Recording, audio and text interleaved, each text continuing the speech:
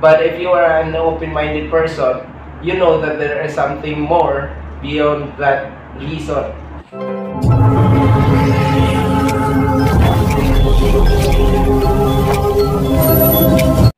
What is up yung mga bay? Welcome again dito sa ating munting channel. In this video, I would like to say something about this people na kasalukuyan na naka-experience ng struggle, and maybe because of those bad experiences or challenges na nangyayari sa mga buhay-buhay natin. Dahilan para makaramdam tayo ng depression o kung minsan ay nauuwi doon sa mas malalim na anxiety disorder.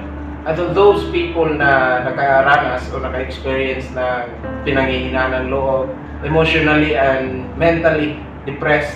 Ngayon, gusto kong kumbinsihin kita na gawin mo itong tatlong simpleng bagay na ito. Nakatulong ito sa akin noon at most probably makakatulong din sa iyo ngayon. So, ganito ang gagawin mo. Humarap ka sa salamin, tanungin mo yung taong nasa reflection ng salamin, which is ikaw din yon. And I would like you to ask these three questions. Where are you from? Why are you here? And where are you going? Sino ka? Ano ka? Anong meron ka sa umpisa? Why are you here? Anong dahilan kung bakit nandito ka? Kung bakit umabot ka sa ganitong sitwasyon? And where are you going? Saan patutungo ang lahat ng ito? Ano ang ending at saan ka uuwi? Again, nasa harap ka ng salamin, kausap mo yung reflection ng salamin, which is yung sarili mo rin. Where are you from? Why are you here? And where are you going? And I want you to be honest sa mga sagot mo. Try to recall, try to imagine, try to scrutinize mga nangyayari sa buhay mo. And I want you to allow yourself to emerge into a little bit deeper sa pagkatao mo mismo.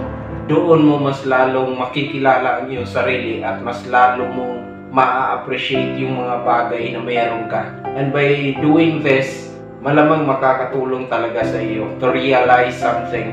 By the way, I will not sit you like a smart guy here and pretending to know a lot of things.